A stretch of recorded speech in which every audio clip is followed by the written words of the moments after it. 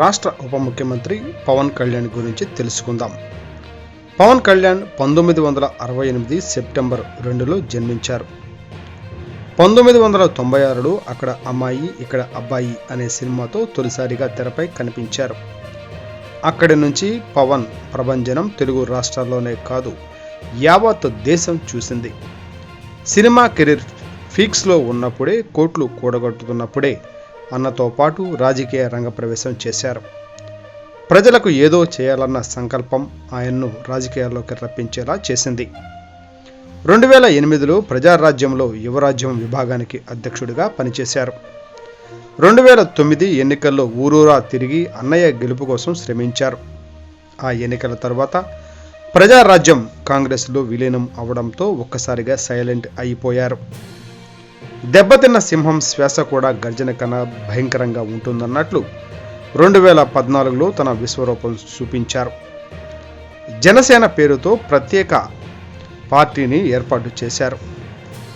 మొదటి స్పీచ్లోనే తన రాజకీయ అజెండాను చెప్పిన పవన్ నేటికి దాన్ని తూచా తప్పకుండా పాటిస్తున్నారు. 2014 కాంగ్రెస్ ప్రభుత్వం అన్యాయం చేసిందని గళమెత్తిన పవన్ కళ్యాణ్ కాంగ్రెస్ హఠావో నినాదంతో ఎన్డీఏ కూటమికి మద్దతు ఇచ్చారు. విభజన గాయాలతో బాధపడుతున్న ఆంధ్రప్రదేశ్కు చంద్రబాబు లాంటి వ్యక్తి సీఎంగా రావాలని ఎన్నికల్లో ప్రచారం చేశారు. కూటమి విజయం ఉడతా భక్తిగా తన వంతు పాత్ర పోషించారు. సమయం చిక్కినప్పుడల్లా ప్రభుత్వానికి సలహాలు ఇస్తూ నాటి ప్రభుత్వానికి అండగా ఉంటూ వచ్చారు. తర్వాత 2019 ఎన్నికల్లో ఒంటరిగా పోటీ చేసి ఓవైపు టీడీపీ, మరోవైపు జనసేన రెండు పార్టీలు దెబ్బతిన్నాయి. ఒక్క ఛాన్స్ అంటూ జగన్ చేసిన ప్రచారం ప్రత్యర్థులను కోలుకోలేని దెబ్బతీసింది. ఎంతలా అంటే 2 చోట్ల పోటీ చేసిన పవన్ కళ్యాణ్, ఒక చోట పోటీ చేసిన చంద్రబాబు కుమారుడు లోకేష్ కూడా ఓటమి పాలయ్యారు. 2014 నుంచి 2024 వరకు ఓవైపు సినిమాలు చేస్తూనే మరోవైపు రాజకీయాలు నేర్పారు పవన్. ప్రజా సమస్యలపై పోరాటం చేస్తూ వచ్చారు. సినిమాల్లో వచ్చిన డబ్బులతో రైతులకు, ఆపదల్లో ఉన్న ప్రజలకు సాయం చేస్తూ తన ఇమేజ్ను ఓటు బ్యాంకుకు పెంచుకుంటూ వచ్చారు. పవన్కు ఫ్యాన్స్ ఉంటారు, కానీ ఓటర్లు ఉండాలనే అపవాదు పోగొట్టుకునేందుకు అవిశ్రాంతంగా శ్రమించారు. తన పార్టీ తరపున గెలిచిన ఒక ఎమ్మెల్యే కూడా వైసీపీలోకి వెళ్ళిపోయినా ఏ మాత్రం పట్టు సడలకుండా ఉన్నారు.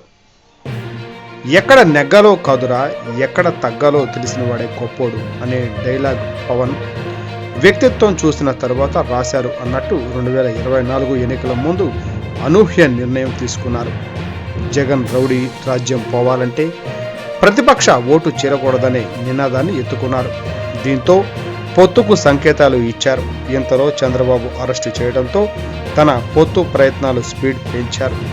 రాజమండ్రి జైల్లో ఉన్న చంద్రబాబుతో సమావేశమైన పవన్ కళ్యాణ్ మీడియాతో మాట్లాడుతూ టీడీపీ, జనసేన కలిసి 2024 ఎన్నికల్లో పోటీ చేస్తుందని సంచలన ప్రకటన చేశారు. అప్పటికే బీజేపీతో పొత్తులో ఉన్న పవన్ కళ్యాణ్ ఈ ప్రకటన చేయడం అందరినీ ఆశ్చర్యపరిచింది. ఈ కూటమిలోకి బీజేపీని కూడా తీసుకొచ్చేందుకు అనేక ప్రయత్నాలు చేశారు పవన్. ఇంతలో చంద్రబాబుకు బెయిల్ రావడంతో రాజకీయాలు మరో టర్న్ తీసుకున్నాయి. ఓవైపు చంద్రబాబు, మరోవైపు పవన్ కళ్యాణ్ ఇద్దరు పొత్తు కోసం బీజేపీని ఒప్పించారు. ఇంతలో చంద్రబాబుకు బెయిల్ రావడంతో రాజకీయాలు మరో టర్న్ తీసుకున్నాయి. ఓవైపు చంద్రబాబు, మరోవైపు పవన్ కళ్యాణ్ ఇద్దరు పొత్తు కోసం బీజేపీని ఒప్పించారు. నోటిఫికేషన్ వచ్చే నాటికి 3 పార్టీల మధ్య పొత్తు కుదిరింది. మళ్లీ ఎన్డీఏలోకి టీడీపీ చేరింది. 2024లో 3 పార్టీలు కలిసి పోటీ చేస్తున్నాయంటే ఆ క్రెడిట్ అంతా పవన్ కళ్యాణ్దే. పొత్తు ఒక ఎత్తు అయితే ఓటు ట్రాన్స్ఫర్ అవ్వడం మరో ఎత్తు. చంద్రబాబు పవన్ కళ్యాణ్ కాళ్లకు చక్రాలు కట్టుకొని రాళ్లు పగిలే ఎండను లెక్క చేయకుండా ఎన్నికల ప్రచారం చేశారు. కలిసి కొన్ని సభలు, విడివిడిగా కొన్ని సభల్లో ప్రచారం నిర్వహించారు. కూటమికి ఎందుకు ఓటు వేయాలో బలంగా వినిపించారు. ప్రజలను ఒప్పించారు. పదే వైసీపీని, జగన్ను హెచ్చరించినట్టే వారిని ఓడించి నేలపై కూర్చోబెట్టారు.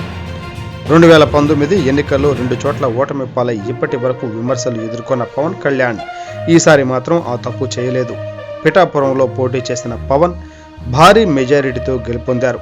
ప్రత్యేక ప్రణాళికతో పిఠాపురంలో వైసీపీ అభ్యర్థి వంగ గీతపై విజయం సాధించారు.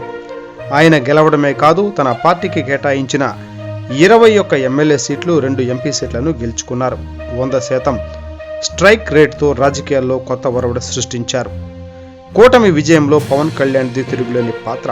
అందుకే పవన్తో చంద్రబాబుకు ఓ ఎమోషనల్ అటాచ్మెంట్ ఏర్పడినట్లు తెలుస్తోంది. పవన్ కారణంగానే చంద్రబాబు మాట తీరులో తేడా వచ్చింది. ఎప్పుడూ నవ్వుతూ కనిపిస్తున్నారు. పవన్ కారణంగానే చంద్రబాబులో ఈ మార్పును చూస్తున్నామని టీడీపీ నేతలే చెబుతున్నారు. ఎంత చేసినా పవన్కు కీలకమైన స్థానాన్ని కల్పించారు. చంద్రబాబు తన మంత్రివర్గంలో చోటు ఇచ్చారు.